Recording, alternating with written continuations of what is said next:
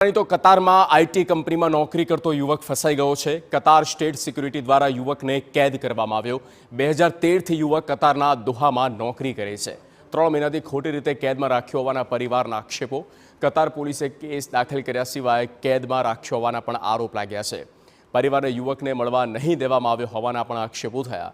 યુવકને ભારત પાછો લાવવા પરિવારે સરકાર પાસે મદદ માંગી. યુવકની પત્નીએ પીએમઓમાં પણ મદદ માંગી છે. सबसे पहले हमने एम्बेसी, क्योंकि एम्बेसी में उसको एवरीबडी नोज एम्बेसी, फिर हमने उस कंपनी के जो उसके बॉस है उसको संपर्क किया. वो बोला हम ट्राई कर रहे हैं पूरा, हमने उसको वो किया, हमने एडवोकेट कर रखा है.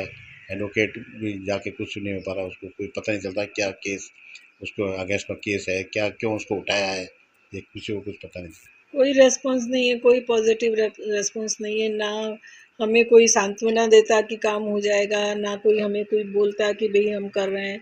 टेक महिंद्रा वाले उसके दुबई में बॉस बैठते हैं, 2 लोग हैं, वो दोनों ही काम कर रहे हैं. बस उनका ही वो बोलते रहते हैं हम कर रहे हैं अंकल, हम कर रहे हैं अंकल, लेकिन आज तक 3 महीने हो गए, कोई पॉजिटिव रेस्पॉन्स नहीं मिला है. તો કતારમાં ફસાયેલા યુવકના પરિવાર સાથે સાંસદે વાત કરી. સાંસદ હેમાંગ જોશીએ પરિવારને આશ્વાસન આપ્યું. સાંસદે આ મામલે વિદેશ પ્રધાન સાથે કરી ચર્ચા. યુવકના મુદ્દે વિદેશ મંત્રાલય કતાર એમ્બેસી સાથે કરશે ચર્ચા. પરિવારે દિલ્હી બોલાવી યુવકને ભારત પાછો લાવવા પ્રયત્ન કરવામાં આવશે.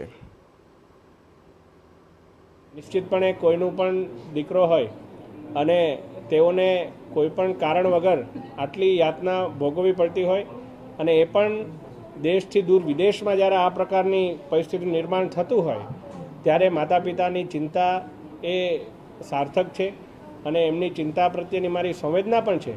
અને આ બાબતે યોગ્યમાં યોગ્ય ઝડપી જે કંઈ પણ કાર્યવાહી છે એ થાય એ બાબતે પ્રામાણિક પ્રયત્ન કરવામાં આવશે.